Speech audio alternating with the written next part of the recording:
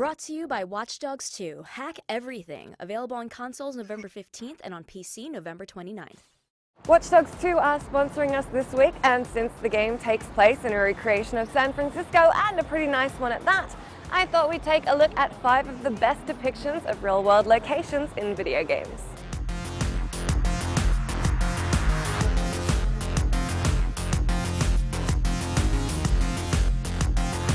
Seattle may not be the first city that comes to mind when you're planning a trip around America, but after playing infamous Second Son, you may change your mind on that one.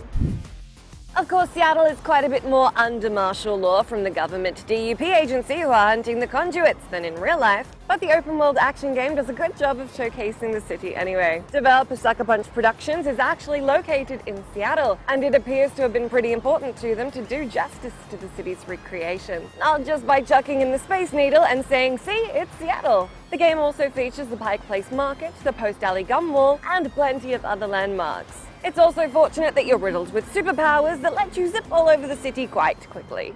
LA Noire was actually developed by Australian studio Team Bondi, but a lot of attention to detail was put in to make sure that the game emulated 1947 Los Angeles. Quite apart from recreating the city, the game uses a noir aesthetic reminiscent of 1940s crime films, and even gives you the option to play in black and white. The game has a mode that lets you freely roam the city and check out familiar landmarks while engaging in optional activities.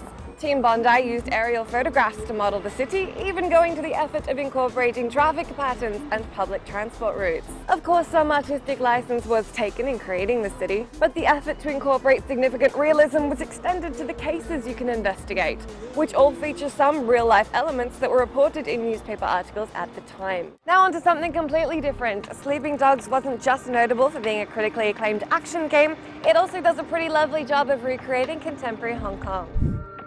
Hong Kong feels totally alive in Sleeping Dogs, as the devs put in loads of effort to ensure everything from the massive Bank of China Tower to the sights and sounds of the busy streets was exactly what you'd expect of Hong Kong. Developer United Front Games visited the city to conduct field research for the visual environments and sound. Art designers spent a week in Hong Kong and took over 20,000 photos as references. The studio also conducted interviews as inspiration for the game's narrative and character design. What you end up with is kind of an intense, high-octane action film filter over Hong Kong, but it still very much exudes the flavor of the city. There are so many Assassin's Creed games that could be on this list. In fact, I think this list could be made up entirely of Assassin's Creed games, but I'm gonna keep it to one, so let's talk Syndicate. Syndicate is arguably the result of Ubisoft building and rebuilding on their experience in creating living and breathing worlds that recreate iconic slices of history. The 2014 action-adventure throws you into London at the tail end of the Industrial Revolution, where you control the Fry twins, Jacob and Evie. Victorian London consists of 7 boroughs and is far larger than previous entries in the series. The city is thriving and consists of lots of lovely little touches from the era, such as a group of people playing a full game of cricket in the park. Syndicate also includes notable figures like Charles Dickens, Karl Marx, and Florence Nightingale. You can explore the city by riding in carriages or parkouring your way around the rooftops. This is Assassin's Creed after all. You'll get to explore and climb all over St. Paul's Cathedral, the Tower of London, and Buckingham Palace. Finally, we're going back to San Francisco, Driver San Francisco, that is.